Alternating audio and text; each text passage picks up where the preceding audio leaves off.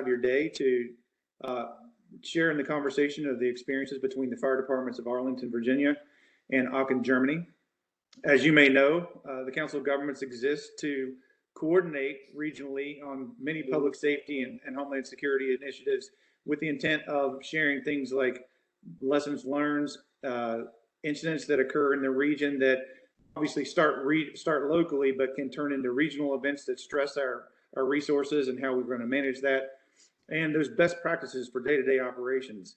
Arlington and Aachen have taken that to the next level and are sharing experiences for their departments across the big pond, as they would say. With that, I will turn it over to Dale. Thank you very much, Scott. Good morning, good afternoon. I'm Dale Medeiros. I'm a senior regional planner for the Northern Virginia Regional Commission, the NVRC. We are a regional council of governments representing the 13 counties, cities, and towns, and 2.5 million people of Northern Virginia, the equivalent on the Virginia side to COG. And as we shared with you in the announcement leading up to this webinar, engagement by local governments is now a necessity. It's not an option. And unlike any time in the past, the issues of global climate change, health pandemics, trade and investment, and other issues compel sort of a new thinking about ways in which local governments get engaged. And this is especially the case now with public safety and emergency response within local governments.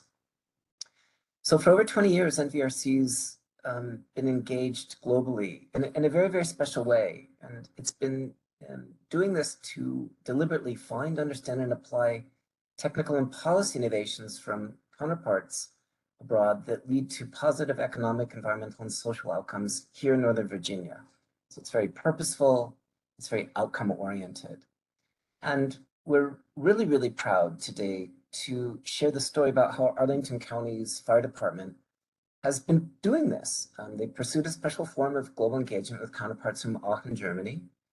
And through peer-to-peer and technical exchanges, Arlington County's been learning from and looking at potential applications about emergency response policies from the likes of Sebastian and his colleagues in Aachen, Germany, Arlington County sister cities. And so several practices that our Arlington County Fire Department has employed today they're beginning to mirror some of those that we see in Aachen. This is exactly the purpose of this webinar and where we want to go forward after its conclusion. So the webinar involved today with a desire to explore and continue the conversations and research to determine if and how to implement these innovative methods and practices into the National Capital Region firefighting and emergency response services. Arlington County is looking to further this learning and support its work and understanding about the convergence of emergency response and climate change. That's what's really unique. Arlington now is at the center, along with their counterparts in Aachen, their fire departments, of these climate resiliency conversations, the importance of flood rescues, and how they can learn from each other. Today, we're very privileged to have a variety of speakers and experts share the ways that these two institutions are working together. Sebastian Ganser, a fire department paramedic and fire instructor with Aachen, Germany, is here with us. Thank you very much, Sebastian, for staying up late to be with us. And Justin Torelli, a fire captain, EMS, water rescue program manager in Arlington County Fire Department. So our speakers will share the origins and progress of this unique relationship, the lessons and outcomes of the exchange, the future of the work together, and the potential to replicate and expand opportunities for capturing takeaways from international public safety agencies back to their respective regions. But before I turn things over to Hannah, just a little bit of housekeeping. If you have any questions, park them into the chat box, because when Justin is finished, we want to engage you. We want to hear your thoughts, your ideas, your comprehension of how this partnership has worked and where it can go that would also involve potentially other fire departments of the region. Store up your questions, put them in the chat box, and Eli is going to facilitate that process. And now I'd like to turn it over to my colleague, Hannah Yoon, for her to share some more insight about this really, really special relationship. Hannah? Thank you, Dale. Good afternoon, everyone. My name is Hannah Un, and I am the chair for Arlington Sister City Association and the president of the Arlington Aachen Sister City Committee. Sister Cities International was created at the White House Summit on Citizen Diplomacy. In 1956, President Dwight D. Eisenhower envisioned a way for U.S. cities to create a formal partnership with foreign cities to exchange information and ideas to deliver friendships and develop friendships and deepen our cultural understandings.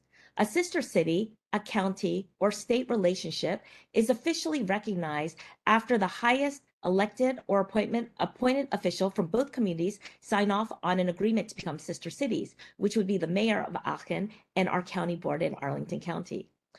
Fast forward to 1993, 29 years ago, Arlington Sister City Association was founded with its first sister city partnership between Arlington, Virginia, and Aachen, Germany, located near the tri-country border of Germany, Belgium, and Netherlands. Subsequent sister city partnerships were formed with Coyoacán, Mexico, Ivano-Frankivsk, Ukraine, Bronx, France, and San Miguel, El Salvador.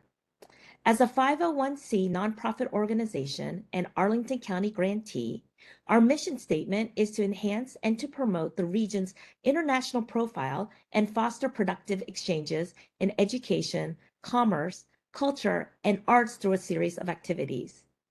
Arlington Sister City Association Sister City partnerships are predicated on strong relationships supported and fostered both at the county government, county manager's office, Arlington Public Schools, and at a community level.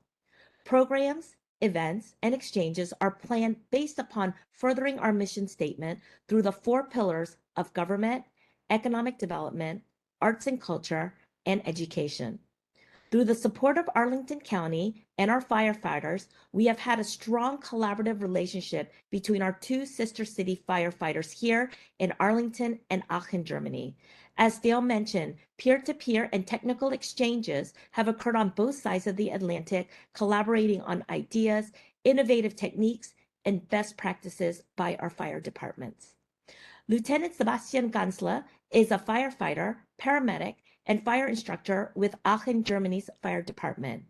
Mr. Justin Torelli is a fire EMS captain and water rescue program manager for Arlington County Fire Department. We look forward to hearing from Lieutenant Sebastian Gansler and Captain Justin Torelli. We encourage you to follow our social media and keep up to date on our programs, events, and exchanges. Thanks, and I turn the floor over to Sebastian.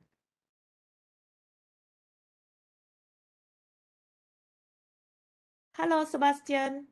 Hello. Thank you very much, Hannah. Thank you very much, Dale. My name is Sebastian.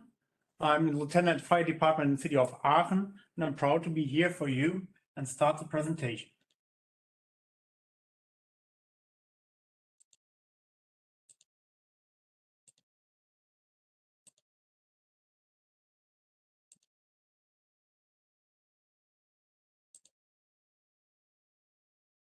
Okay, everybody can see everything?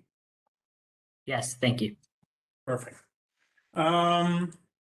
What is a special one in Aachen? Aachen is in the middle of Europe, and Hannah said in front, we are on the directly border to the Netherlands and Belgium. That's very interesting because we drive over for help the friends in Netherlands and Belgium if they have a fire, emergency call, or something else. But I come back on it later. We have 10 neighborhoods in Aachen, and we are the same size like Arlington County. We are the first UNESCO World Heritage, the Aachen Cathedral, and we have 2 big events in the year. The Karls Prize, the Charlemagne Prize, with a lot of heads of states and kings and queens. For a city like Arlington County, it's normal to directly near to Washington, D.C. and the Pentagon. But for a small city like us, it's very interesting to have a lot of VIPs. And also we have the CHIO, the World Equestrian Festival, with a lot of horses, with a price of much $1 million. I don't understand it, but it's like that. The Aachen Fire Department is divided into a professional fire department and a volunteer fire department. And this year we celebrate our 150 and plus 1 year because COVID has canceled our festival on last year. We have over 500 professionals and we are with 80 firefighters in 24 hours 7. Also, we have 560 volunteers in Aachen. And we have a lot of special teams. We have the SRG, the Special Rescue Team for rope rescue, for high and deep rescue. We have our own citizen team. We are the founder of the tele-emergency physical project. And let's take a look into the future. I think in 5 to 10 years, the Federal Republic of Germany has it completely. We have a professional fire department, and professional fire department have its own academy, and also we have a paramedic school. We have a driving school, and we have Emmerich and Ars. We are also have a communication center, which is filled up by firefighters from our fire department for 9 other cities, with a total population for over 500,000 people. I will go into the last 2 NICs even more intensively for you. But at first, we speak about the budget. In the back, you can see our city hall, and there is decide about our money, the city hall. The budget is divided into 5 items, but the biggest one is fire rescue and emergency medical service. Part of the cost of paid by the insurance company by the budget for emergency medical service. So the insurance companies paid something of this budget. So here you can see the middle of Aachen, which is near to Paris or Brussels, Antwerpen, Amsterdam, London. London is near to us as Berlin. We are very in the middle of Europe. So I told to you, Emmerich. Emmerich is the NIC for Regio Maas Rhine River Incident Control and Crisis Management. So if the 911 call center of Netherlands called us and say, hey, your ambulance is near at the scene as ours, can you send an ambulance over to the Netherlands? We say, no, no problem, we send an ambulance. And the special one is, it's another country. It's Germany, Netherlands, Belgium. It's the same like you send an ambulance over to Canada or to Mexico. But we send our ambulance to Netherlands and Belgium, and we work there with German law. That's very interesting. So it's a special one of this Emmerich's program. Also, we work with a university, RWTH Aachen together. And you can see on the picture a drone.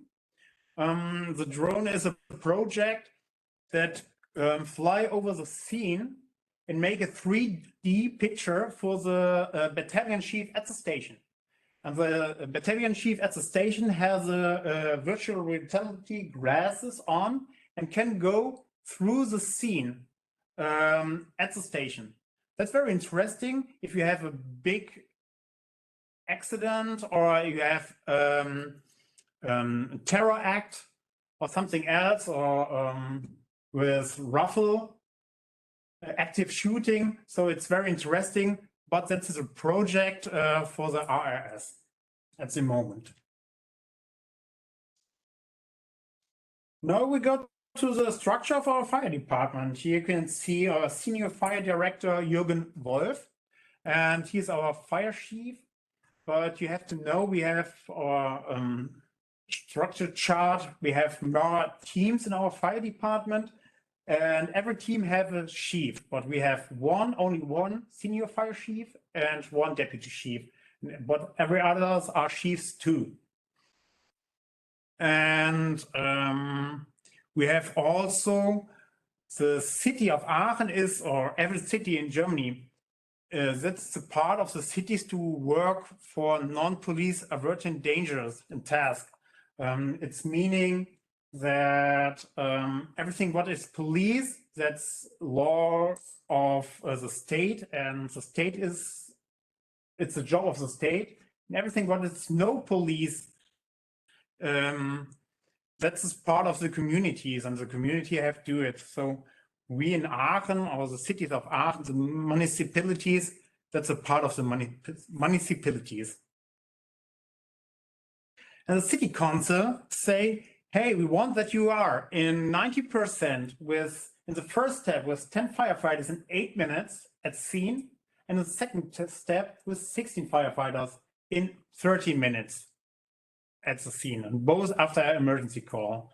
So we have only 4 fire stations. We have 3 fire stations normally, and only 1 fire station that's only for a big hospital, the biggest hospital in-house in Europe that has its own fire station in-house. So we have normally 3 fire stations.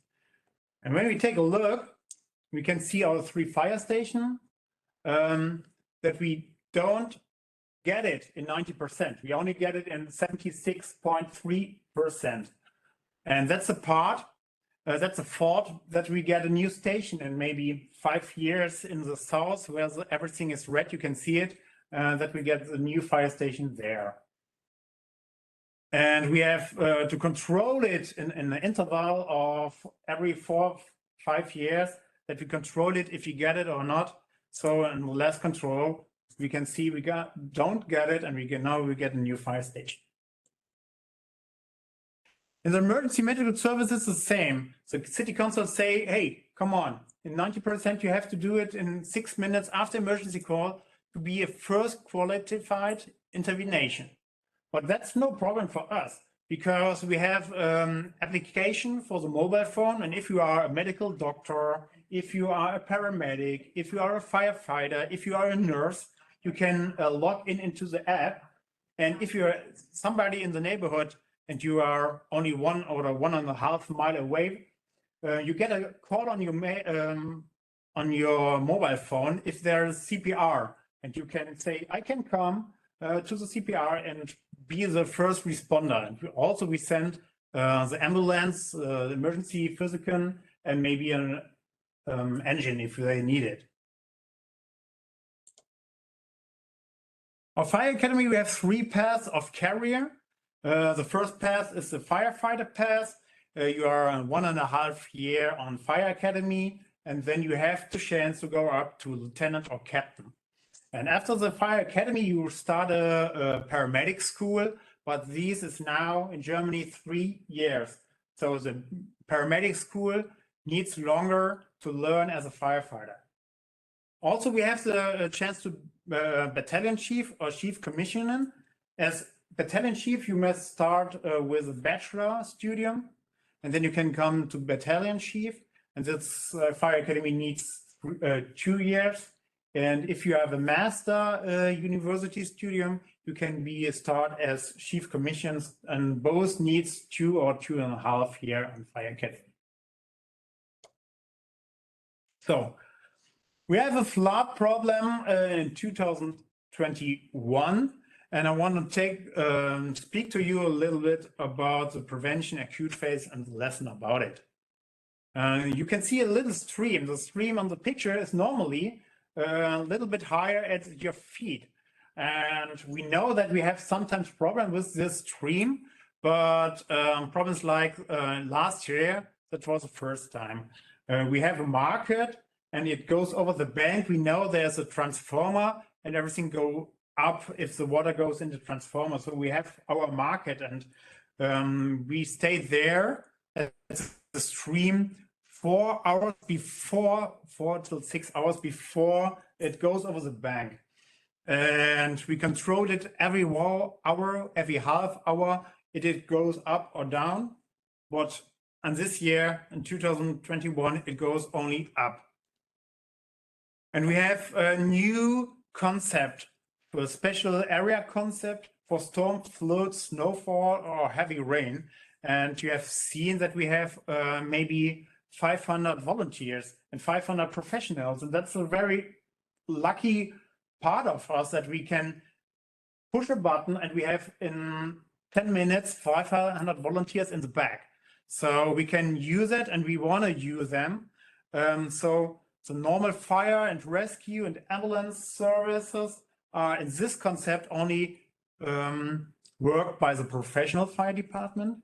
And the heavy rain and the storm are worked by the volunteers. And we change it every 6 hours. And so they have 2 hours rest time.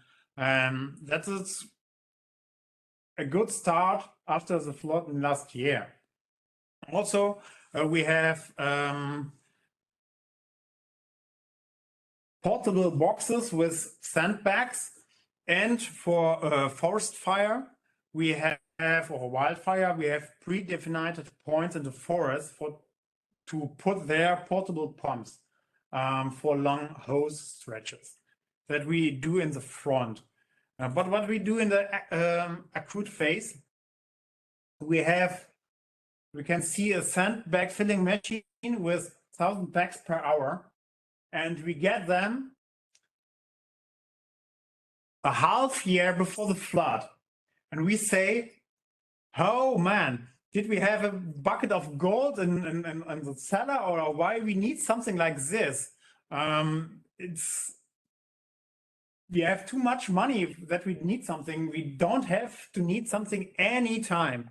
And a half year later, we have a flood in Aachen, and I was happy that we get it. So we can see the totally logistic system. John Deere is coming with sand, put it into the filling machine, and we have the bags.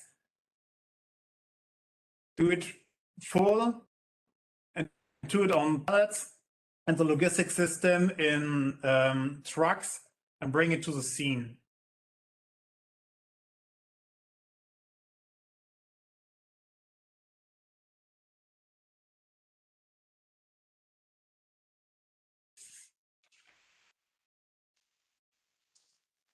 So let me take a look.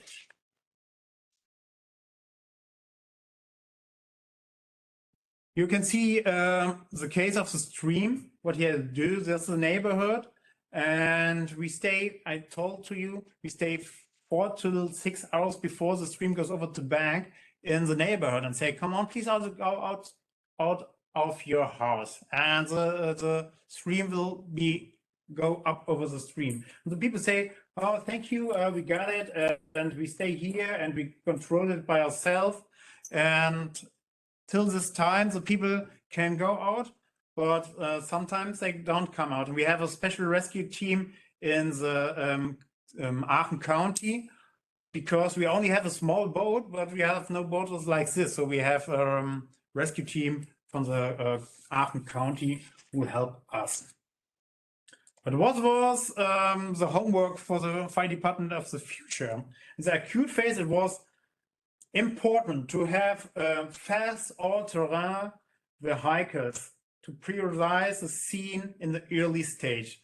So we put our battalion chiefs of small jeeps or something else to go look there in this neighborhood, take a look in this neighborhood, take a look at this stream, take a look on this small river. What is happening, we make it prioritize at the scene so very fast. But the lessons are, we need more all-terrain, deep mountable vehicles with multifunctional use for rescue people, for material supply, or warning people. That's very interesting. And if I can say, what is the practice of the partnership? In the acute phase of the flood last year, I get a call from Justin Tirelli, and he asked me, did you need help? Can we help you in Aachen for the flood, or did you need something we can telling to you, because we have a water rescue team and we have more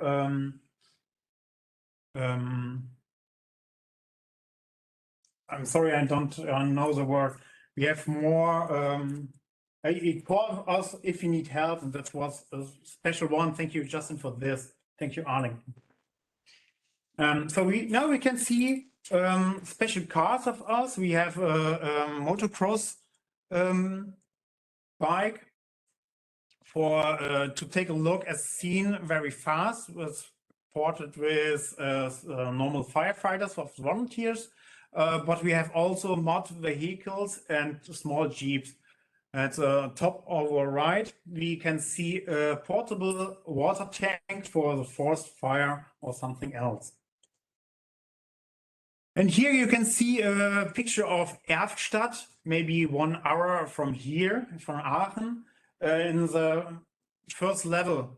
You can see in the back of the houses the line of the water in the first level on the ground floor. It's maybe over the window. So the street and the totally neighborhood are collapsed. And Erftstadt is a small town with only a volunteer fire department. And Erftstadt called us, or called the North Rhine-Westphalia county, that he need help. And we have a system since 10 years.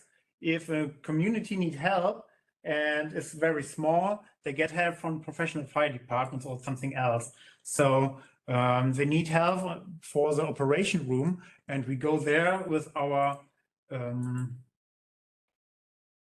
commando bus and with logistic systems and help them in the operation room with our operation team.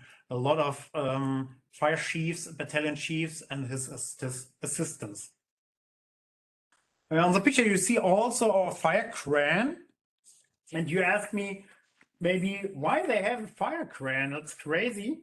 But if you have a case with a storm and somebody is on the big tree or something else, or a tree is on the car and it's stormy outside, you can't wait for a company with a crane, of a crane company. So we have our own crane for something like this, and we use them also for big accidents. You see also a picture of Erftstadt. I was there in the hospital, in the operation room, and it's the food coming, a little bit water was on the floor, and in case of 15 minutes, the water was over the bed in the intermediate care. So they rescue the people on his shoulder out of the houses of the hospital into the ambulance and or private persons' cars, and say go, go, go. People are very, very traumatical. So in this part, I only want to say thank you to Arlington that they ask us if we need help in the acute phase, and I think we have very a lot similarities, and we can learn each other in small things and in big things. And I give the word over to Justin. Thank you very much.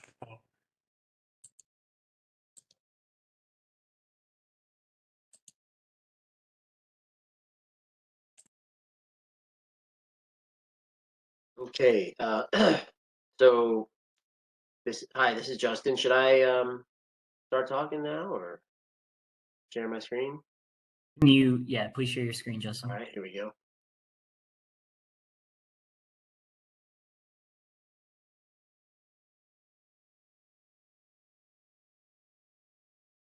All right, I think everyone can see this, and I apologize if there's some noise in the background. My daughter's homesick from school today, so I'm dual rolling right now. But anyway, thanks, Sebastian, for what you were talking about, and really just, you know, I think the gist of what he was saying was that, you know, we called over there just to see how they were doing, see how you know, Aachen was doing, and just to you know, offer any brainstorming assistance, really, if they needed it. But they had their hands full for most of the time. So to get started with mine,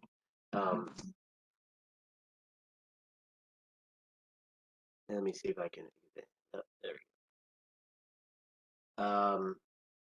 go. this is just a brief overview here. Chief Povlitz, our fire chief, who started off life in Anne Arundel County and then made his way down further south into Alexandria and then finally up into Arlington, where he's had a long career, a varied career, many different things he's done, and he has a lot of expertise in the dive rescue and marine type incidents, being up in Anne Arundel County. Arlington County, many people probably already know this, but we have over 340 uniform people, uniform personnel, and the size of Arlington is roughly the same as Aachen. You know, it's a little bit smaller, even during the day, but still pretty close. But square miles is much smaller, probably half the size. And even then, we have 9 stations now. Used to have 10, but we have 9 now. And not just fire EMS, but also environmental emergencies. And at the bottom there, the last bullet point, we were the lead fire EMS agency for September 11th attack at the Pentagon, but that was mainly a joint law enforcement, federal and local, and fire EMS incident.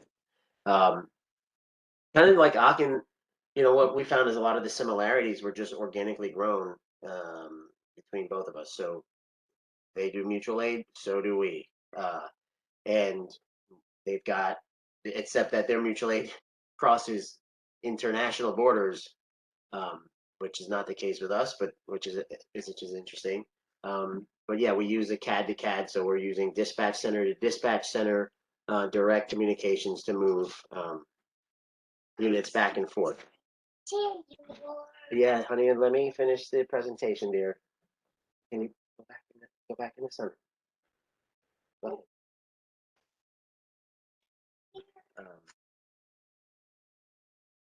And back in 2015, Chief Niels Lapp from Aachen came over to visit with us and do some work, and it was a good experience we had. And we were lucky to have Sebastian come over in 2019. And so thanks to Chief Povlitz, by the way, for giving me the opportunity to work on that. Sebastian ended up being assigned in a few different places, but mostly Station 2 in Arlington, where he ran a bunch of calls with those guys. And we still have communication with Chief Lapp and, obviously still with Sebastian. We basically after Sebastian went back, we kept in touch a little bit, but then once we started with dealing with COVID-19, we were noticing that Europe was hitting all of these high water marks, no pun intended, before we were with COVID. They were getting a lot of the major. Hold on one second.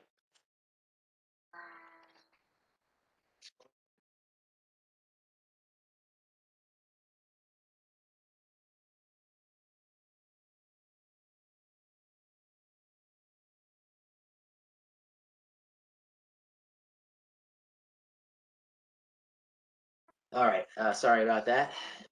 Back in when Europe was dealing with COVID, we were waiting for it to come here, and so while they were dealing with it in real time, we were preparing for it. So we had a conference call with Aachen just to see, what kind of things were they seeing? Was it, to get an idea of what maybe we can expect, and just to evaluate our own policies and procedures, just to get an idea of how we can be prepared. And I think it was a good validation for what we were doing.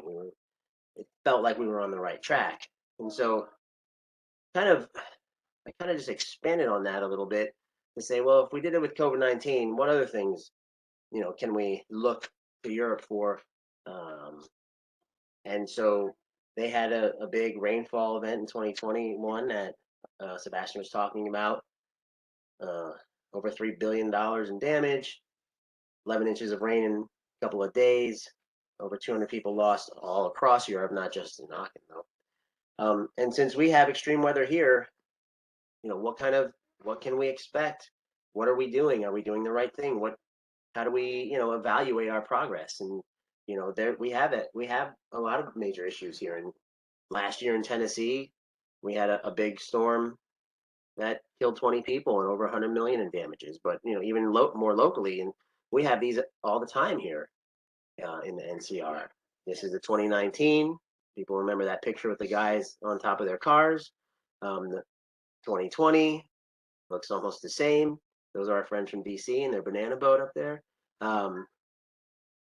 Tidal flooding issue last year. So, I mean, we have this issue here. What kind of, you know, are we being resilient? Is really the key question that I was asked, that I was trying to answer.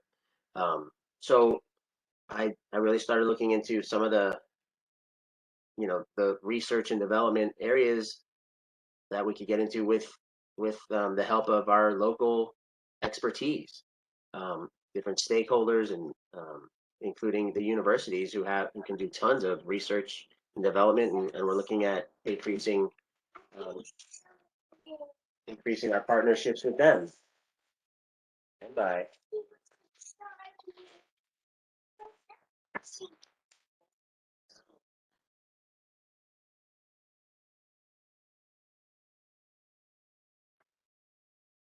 I'm back, sorry. And so how do we jump back to going back and looking at this in an academic, introspective way, and coming up with good metrics and really a bigger plan for the near future and the far future. So that's really what this was about, partnering with everyone we can, whether it's local institutions, regional departments, or going, you know, overseas and talking with other people. Europe has different methods for handling these things.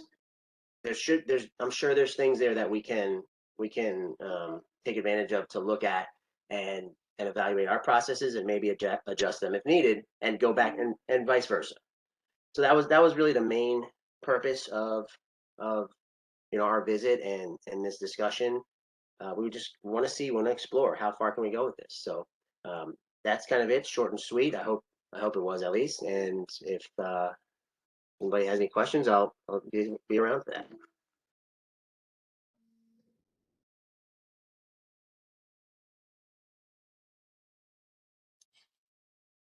Thank you, Justin. Appreciate all of that. I'm Eli Russ. I'm the Senior Public Safety Planner here at COG, and I just want to thank you all for joining today, and especially thank our presenters for that really great information. So now we're going to open it up for a question and answer with our speakers.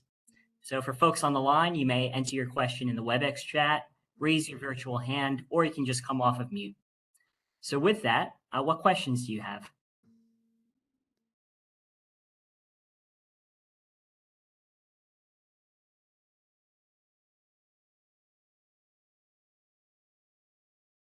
Eli, it looks like Chief Pavlitz has got a question. Oh, go ahead, Chief. Eli, thank you very much. And also thanks for this program, the Sister City Initiative. And Sebastian, great to see you again. And Justin, Captain Torelli, thanks also for being our representative. It was an excellent experience, great exchange of information and knowledge. And I mean, I think we definitely see the impact of the floods and the urgency also here in the United States to be ready for climate impacts. Sebastian, do have a question more along the lines of what you're seeing, because we're probably going to experience the same thing, but it sounds like the either codes, fire protection, and fire suppression of energy storage systems or electric vehicles or lithium-ion batteries is evolving. It's pretty advanced in Europe. Could you maybe elaborate, because that touches a lot of our disciplines in terms of traffic management, community design, transportation, and also law enforcement and fire rescue and EMS?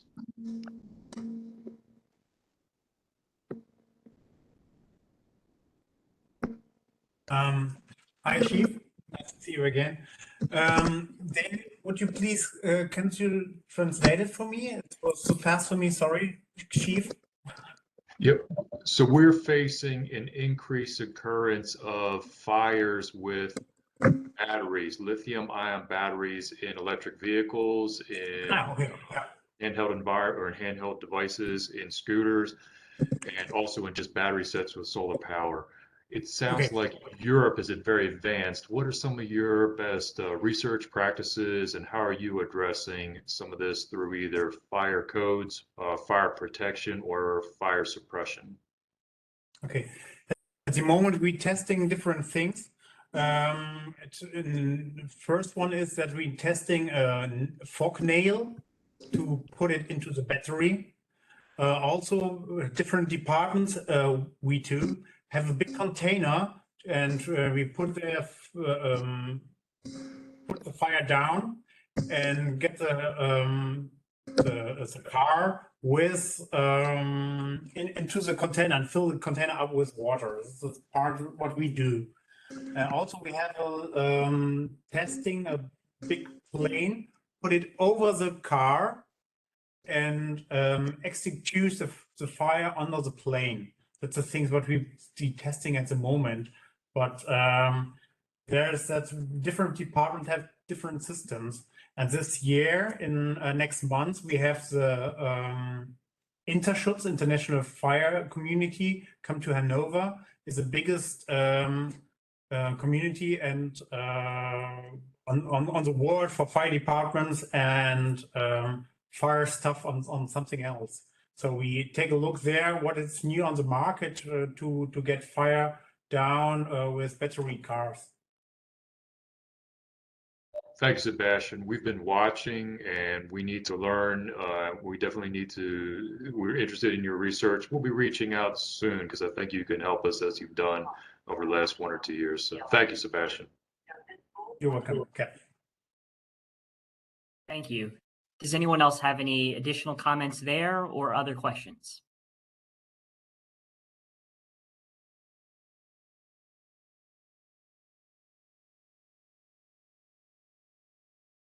Again, feel free to come off of mute.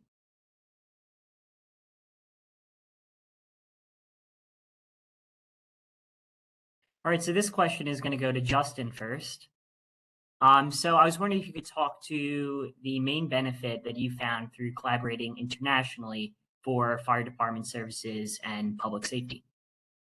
Yeah, I think anytime you can expand your reach, even if it's just to the jurisdiction next door, but anytime you can expand your reach, it gives you an opportunity to get to sort of shop in that marketplace of ideas that's out there, and so you might find something that you had no idea existed, and the connections you make just can point you in directions that you didn't know were there.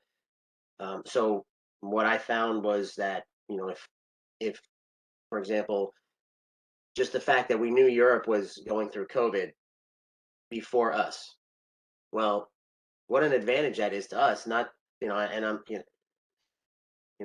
sorry that Europe had to deal with it in general, but boy, it was a huge advantage to us to be able to call over there and just say, so what are you seeing? What's happening on the ground? What's the ground truth? And then how can we sort of translate into you know, our local circumstances, and it was just a good validation for us, and it just kept the conversation going. Sort of can't stop talking about these things if we want to make progress. So I like that. I like being able to just have a wider network of people to draw on knowledge from. Yeah, absolutely. It's so important to have these conversations and to share in these lessons learned. So with that, I'll stay on you before then asking the same question for Sebastian. What are some future opportunities that you envision for public safety agencies to engage internationally?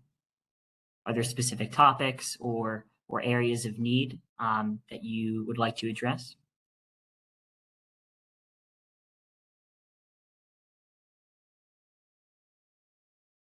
And so I think we can learn a lot of small things and big things for the future. Chief Public call it, if it is things about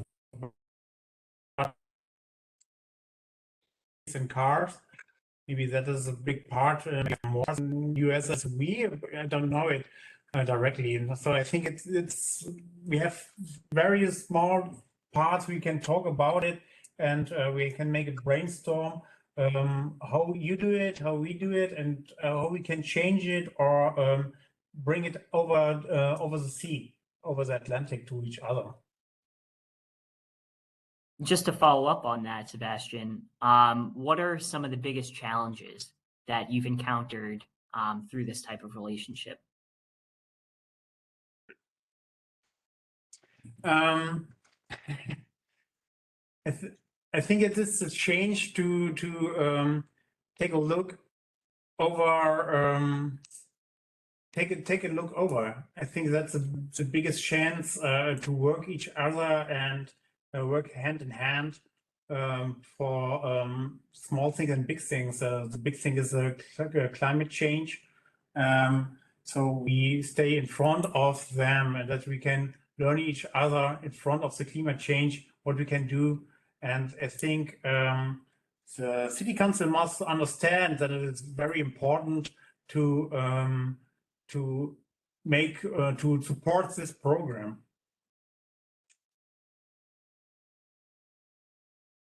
Thank you. I don't want to hog everyone's time. What questions does the audience have for our speakers?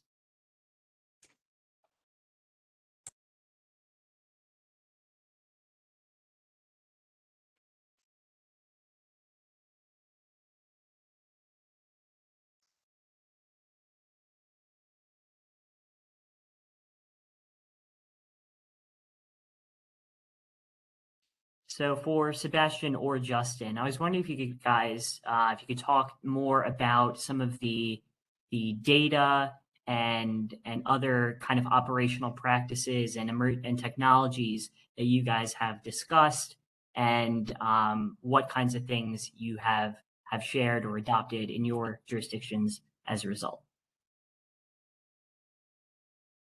So Justin, if you want to take that one first. Yeah, I mean, so we've discussed everything from, flood response to, the COVID pandemic. And then, what we found is that we were doing a lot of the same things. Now, we definitely don't have a sandbag machine, which is kind of interesting, but that's more of an Office of Emergency Management role, I think, with us. However, they were using, Aachen was using their fire recruits to work in there. And we've done the same thing. We use our fire recruits sometimes for special events, and there's no reason why we can't look at, maybe there's a way we can expand their roles to other things, large scale responses as well, and not just relying on Office of Emergency Management or anywhere else that's probably going to be taxed or stretched thin. Also, so there's, it's good. It's also good to reach out to people who have an outside perspective, because even chiefs who are looking at things from a high level, there's always a higher level to look at it from. And so if you have someone from a very different area that could provide a perspective that we're not seeing, it could be beneficial. So it's still worth the outreach to do that. Absolutely. Dale, I see your hand is raised. Yeah, this is directed more to Sebastian. And I was wondering if you could just talk just a little bit about the recruitment process into your fire department, how you, the kinds of candidates that you search for and bring into. My understanding is that this is an incredibly specialized technical area when you're dealing with different types of batteries and their potential combustion and potential to do damage, or chemical emergency response and fires involving chemicals, all the way to flood rescues. I was wondering if you could share with us the not only the recruitment but the training process, because lots of attention has been given to the German system of education, the dual system, and maybe there's ways in which we could learn from that education process as well. So Sebastian, if you could just share with us your recruitment process and the training, be really interesting for us potentially to learn from. In our presentation, I talked you that we have an Institute for Rescue Medicine and Civil Security. And the next step is that we want to have an Institute for Fire and Rescue who cooperated with the university because we have here in Aachen companies who build electric cars, and we want to have as a university in the back for us to take a look into the future. How is the fire department in the future with the case of battery cars, in the case of new stuff in cars completely? We have different institutes in Aachen who work with cars and future cars, so we can we have to use it. So our chiefs say we want to have in the future also a cooperation for institute for fire and rescue service in cooperation with the university. And I think this is the part where we can learn from to make more cooperation with other institutes.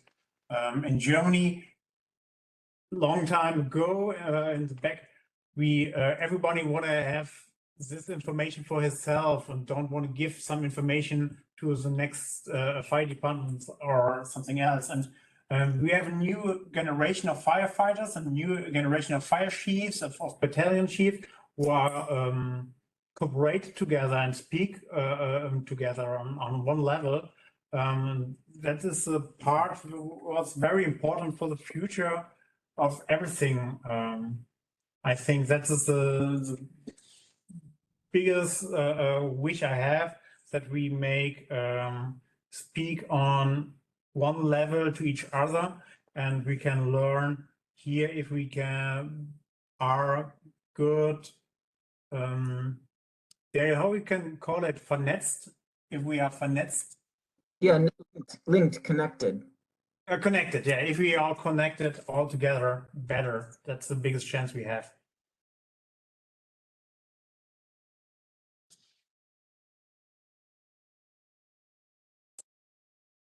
Thank you. Does anyone have questions?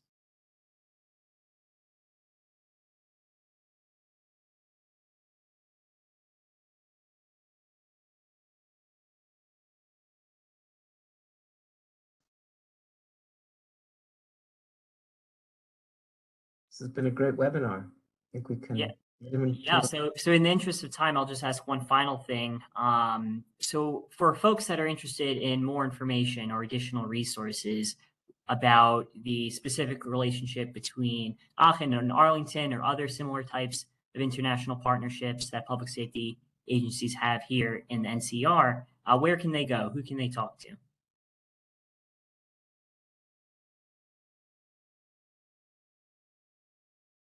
Sorry about that. We always say you're on mute. I recommend that we reach out to our executive director. They can also reach out to me as well. We have our executive director, Christy Welka. She's actually joined the webinar. And what we do is we are always looking for different initiatives. Actually, one of my questions was going to be, how can we do part 2, Sebastian and Justin, and continue to move forward, right, with this exchange?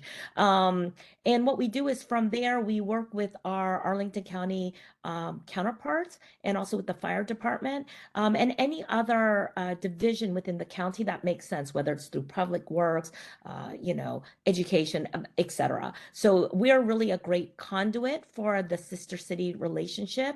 And we're always looking for other opportunities to engage deeper within our governments in Aachen and Arlington. Our website is under review. Otherwise, I would send you there. You'll be kind of having the scroll bar, the what is that called? Just spinning a little bit. But look for that to be updated in the next month or two. But meanwhile, I can put it in the chat. But it's Walika, WALIKA at arlingtonsistercities.org. And we've also done this with other sister cities too. I know Dale and we talk a lot about Aachen because there's a lot of history there, and in 2023, we'll be celebrating our 30th anniversary. So we're just very well positioned, have strong support from Arlington and in Aachen to be able to push these kind of initiatives. Great, thank you. Justin or Sebastian, did you have anything additional to add to that, or you guys want to drop your contact info in the chat as well? Yeah, I can put my contact information in the chat, and if anyone has any questions for me offline, no problem. I'll get back to you. Great. Thank you very much, Justin, Sebastian, Eli, Chief, Anna. It's been fantastic. Yeah, go ahead, Dale. Thank you guys so much for this great Q&A, and I'll turn it to Dale to close us out and provide some concluding remarks.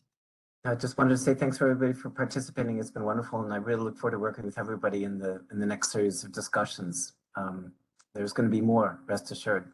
Thanks, and enjoy the rest of the afternoon. Thank you very much. Thank Thank you. you. All. That concludes Take the care. call.